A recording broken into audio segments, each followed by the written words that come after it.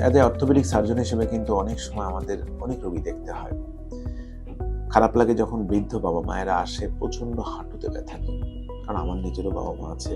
যখন তীব্র ব্যথা নিয়ে আসে তখন দেখি হাঁটুটা যখন একদম ক্ষয় হয়ে গেছে, তখন কিন্তু এটা অল্টারনেটিভ কোনো অপশন থাকে না রিপ্লেসমেন্ট ছাড়া। অপারেশন তো শুনলে আমি নিজেও ভয় পাই, কিন্তু যখন হাঁটুর ক্ষয়ের মাত্রা একদম শেষ ধাপে চলে যায়, replacement is the best solution. আমি সবসময় রোগীদেরকে বোঝাই, দেখেন অ্যারাউন্ড 60 যখন রোগীগুলো আসে, ধরেন 60 বছরের আশেপাশে, তীব্র হাঁটুতে ব্যথা, তার হাঁটু নিয়ে সে চলতেই পারছে না। সবচাইতে যে হাঁটুর ক্ষয়ের যে লক্ষণটা রোগীরা আমাদের কাছে নিয়ে আসে সেটা হচ্ছে হাঁটুতে তীব্র ব্যথা হয়।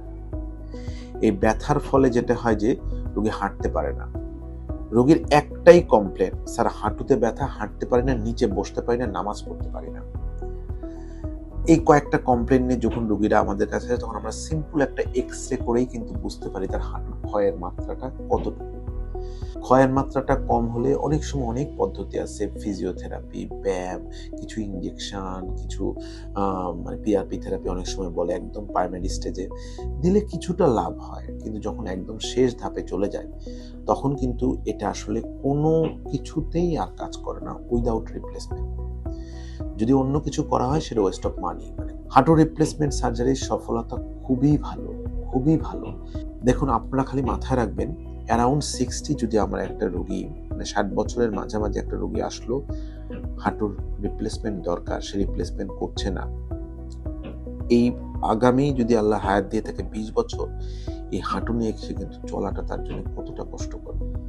বরং রিপ্লেসমেন্ট করলে তার লাইফটা অনেক ইজি হবে, সে নিজে তার জীবনটাকে উপভোগ করতে পারবে, সমাজেও কন্ট্রিবিউট করতে পারবে। এই জন্য আমি আপনাদের বলবো, যাদের হাঁটু মারাত্মক ক্ষয় হয়েছে তারা একটু নিকটস্থ কোনো নি স্পেশালিস্টকে দেখাবেন। সকলের অপারেশন, সব হাঁটুর ক্ষয়ের অপারেশন লাগেও না, এটা স্টেজিং এর উপর ডিপেন্ড করে। আমরা এক্সরে করলে বুঝতে পারি যে কোন স্টেজে আছে, আমি কোন পথে আগাবো। বা যাদের একদম ফাইনাল, যাদের খুব কষ্ট হচ্ছে, লাস্ট স্টেজে চলে গেছেন, হাঁটুর ক্ষয়টা, হাঁটতে পারছেন না, তারা কিন্তু রিপ্লেসমেন্ট করলে লাইফটা অনেকটা ইজি হয়ে যায়।